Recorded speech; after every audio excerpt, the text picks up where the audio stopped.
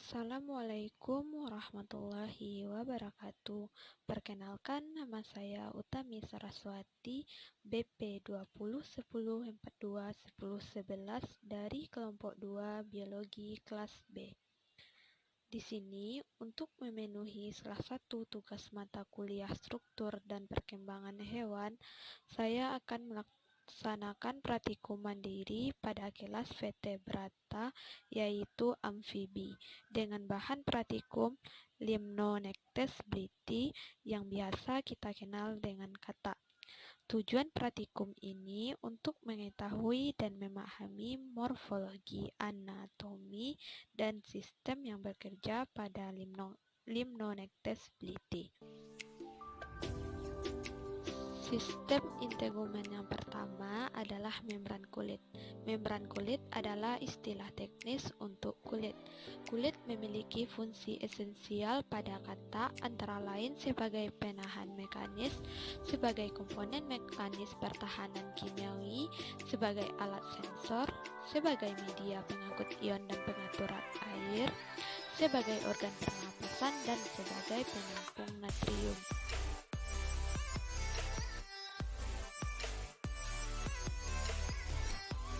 Pengamatan anatomi kasar mengungkapkan struktur kulit yang dimodifikasi seperti tuberkulum dan verruca. Pada kulit katak terlihat sepasang kelenjar parotis di posterior mata. Ada dua kelenjar yang diamati pada lapisan epidermis, yaitu kelenjar mukosa dan granular. Secara umum, kelenjar granular menghasilkan sekresi seperti susu keputihan yang lebih beracun daripada kelenjar lendir. Sekresi dilepaskan di bawah stimulasi saraf simpatis atau hormon yang mencegah katak dari predasi dan efektif melawan bakteri serta jamur. Kelenjar mukosa disekresi terus-menerus untuk menjaga kelembapan kulit. Secara umum, kelenjar mukosa terdapat di seluruh tubuh, terutama di bagian punggung yang lebih padat. Pola distribusi kelenjar seperti itu mungkin dianggap penting dalam mengatasi paparan kulit punggung yang jauh lebih intens ke lingkungan yang ekstrim, seperti suhu tinggi dan cahaya intensitas tinggi. Limnonectes bliti memiliki selaput renang yang pendek.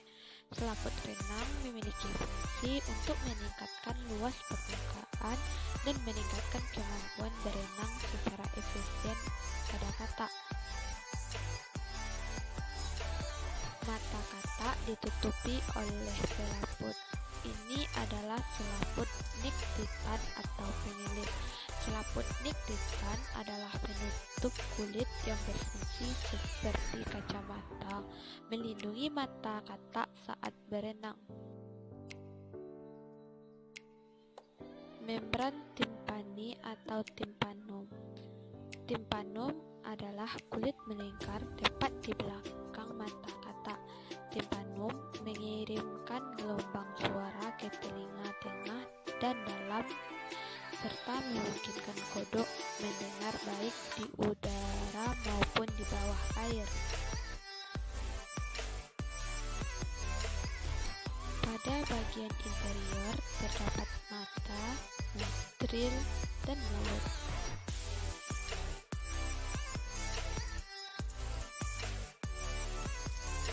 Bagian atas kepala memiliki beberapa tonjolan tulang di sepanjang tepi moncong, atau yang sering disebut dengan canthal ray.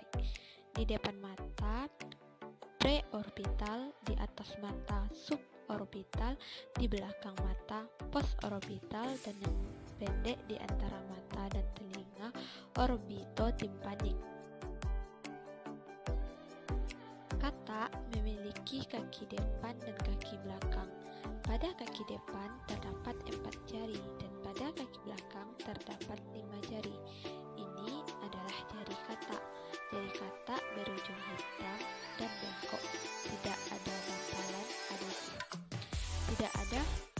selaput di jari kaki depan dan hanya selaput sangat kecil di jari kaki belakang.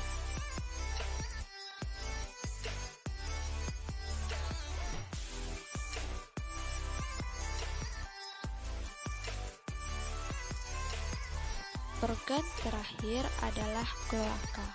Kloaka juga dikenal sebagai ventilasi, berfungsi sebagai rongga keluar untuk sistem ekskresi, kemih, dan reproduksi. Katak jantan dan betina sama-sama memiliki kloaka yang saluran reproduksinya masing-masing digunakan sebagai jalan untuk keluarnya sperma dan telur.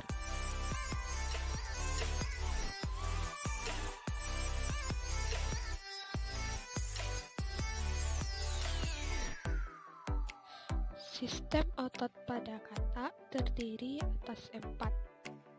Yang pertama, sistem otot kepala, sistem otot dada, sistem otot perut, dan sistem otot ekstremitas posterior.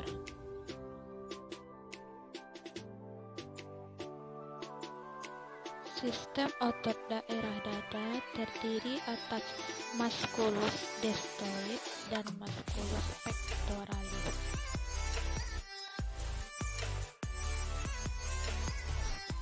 Otot bagian perut terdiri atas rectus abdominis, obliquus externus, dan obliquus internus.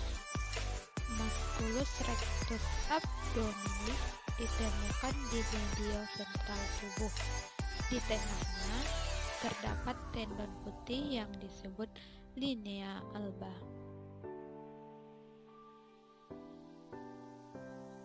Sistem otot pada ekstremitas posterior terdiri atas 2 bagian, yaitu femur dan ruf.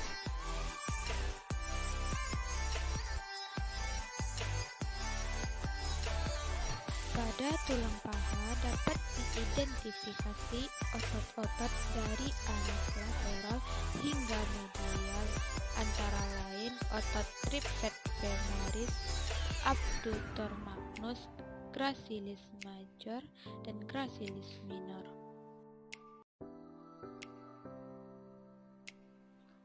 Sedangkan otot yang membentuk bagian betis antara lain otot gastrocnemius.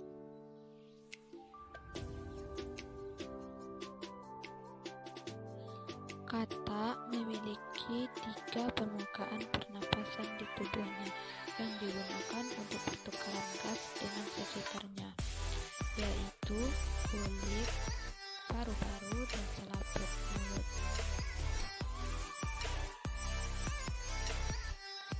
Saat berendam, semua respirasi katak terjadi melalui kulit.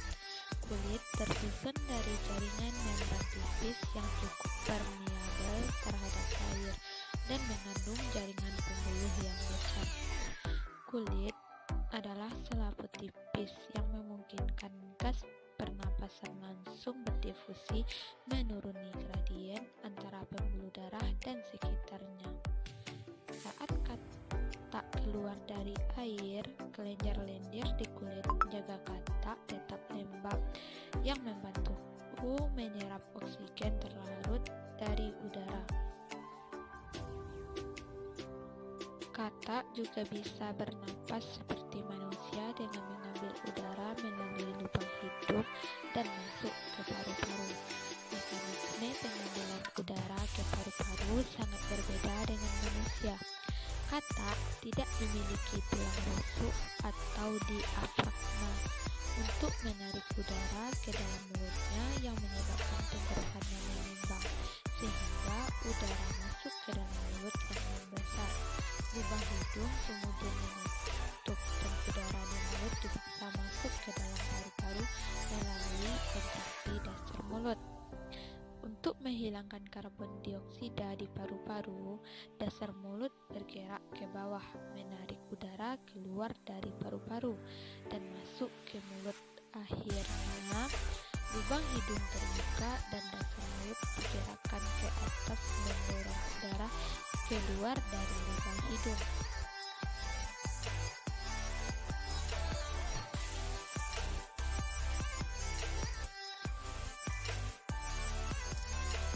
Katak juga memiliki permukaan pernapasan pada lapisan mulutnya.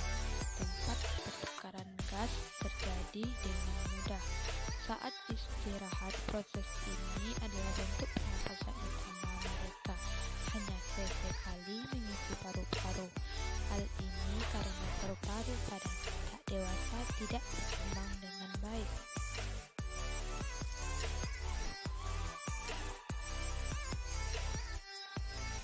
Sistem pencernaan pada katak dimulai dari rongga mulut. Mulut katak ditopang oleh rahang atas dan bawah. Katak juga memiliki lidah yang sangat panjang dan lengket. Ujung lidah katak dapat menggulung, berfungsi untuk menangkap mangsanya.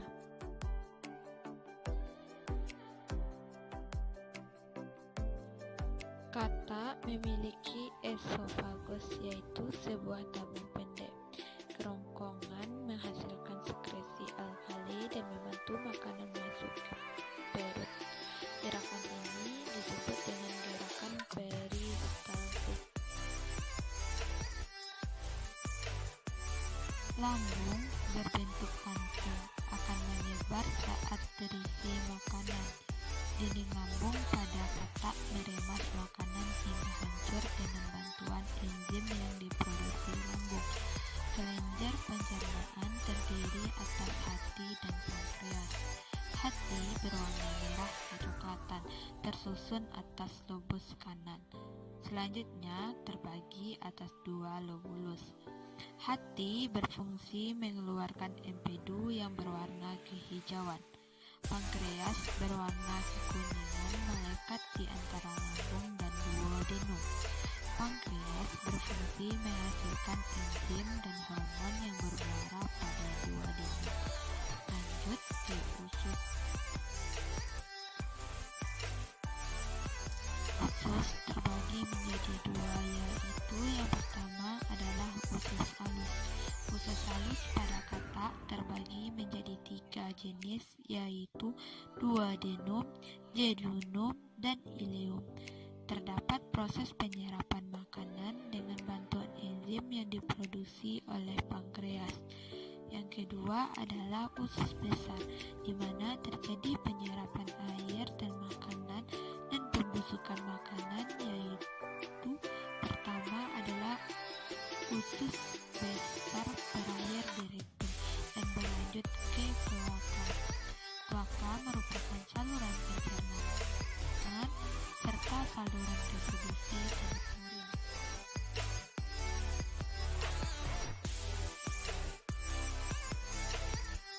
Ginjal atau opistonefron adalah alat ekskresi utama pada katak. Zat yang tersisa diambil oleh ginjal, disalurkan melalui ureter ke kandung kemih dan pretozen dinding kloaka, fungsinya untuk menyimpan urin sementara. Katak mempunyai sirkulasi sistem tertutup atau sirkulasi ganda. Sirkulasi ganda adalah darah melewati jantung sebanyak 2 kali dalam 1 kali peredaran. Pertama, darah yang berasal dari jantung akan menuju ke paru-paru, kemudian kembali ke jantung. Kedua, darah yang berasal dari seluruh tubuh akan menuju ke jantung dan akan diedarkan kembali ke seluruh tubuh. Katak memiliki jantung yang terdiri dari 3 ruang, yakni 2 atrium berupa atrium kanan dan atrium kiri, dan ventrikel. Di antara atrium dan ventrikel terdapat klep yang berfungsi mencegah agar darah di ventrikel tidak mengalir kembali ke atrium. Darah yang rendah oksigen dari berbagai jaringan serta organ tubuh akan dialirkan ke sinus venosus. menuju ke atrium kanan. Selanjutnya, darah dari atrium kanan akan mengalir ke ventrikel, kemudian akan menuju ke arteri pulmonalis. Di paru-paru, CO2 akan dilepaskan dan O2 akan diikat. Dari paru-paru, aliran darah akan mengalir menuju vena pulmonalis, kemudian menuju ke atrium kiri. Proses peredaran darah yang terjadi ini disebut dengan peredaran darah kecil. Tahap selanjutnya yakni aliran darah dari atrium kiri, maka darah akan mengalir ke ventrikel. Di ruangan ventrikel ini terjadi pencampuran darah yang mengandung sedikit O2. Aliran darah dari ventrikel akan keluar melalui traktus arteriosus atau batang nadi menuju aorta yang bercabang ke kiri dan ke kanan. Tiap aorta ini bercabang-cabang membentuk 3 arteri pokok, yakni arteri anterior atau karotis yang berfungsi mengalirkan darah ke kepala, dan aorta mengalirkan darah ke kepala dan otak. Lengkung aorta mengalirkan darah ke seluruh jaringan internal dan organ dalam tubuh. Arteri posterior berfungsi mengalirkan darah menuju kulit dan paru-paru. Kata memiliki darah yang terdiri dari plasma darah dan sel-sel darah. Kandungan plasma darah yakni air protein darah dan garam-garam mineral. Sel darah kata terdiri atas eritrosit dan leukosit atau sel darah putih. Eritrosit pada kata memiliki inti mengandung hemoglobin yang berfungsi untuk mengangkat oksigen. Sistem saraf kata terdiri dari sistem saraf pusat dan sistem saraf tepi. Hewan ini memiliki otak depan, otak tengah, otak belakang, dan sumsum tulang lanjutan yang membentuk sistem saraf pusat, sedangkan serabut saraf yang berasal di antara tulang belakang membentuk sistem saraf tepi. Cerebrum memanjang sehingga membentuk oval. Ujung otak besar atau lobus olfaktorius terhubung dengan indera penciuman. Otak tengah atau midbrain berkembang cukup baik dan dikaitkan dengan indera penglihatan atau lobus optik. Otak kencil melengkung secara horizontal dan hubungannya berkembang dengan baik. Tubuh kata didukung dan dilindungi oleh kerangka tulang yang disebut dengan kerangka atau tengkorak datar, kecuali area yang diperluas yang membungkus otak kecil.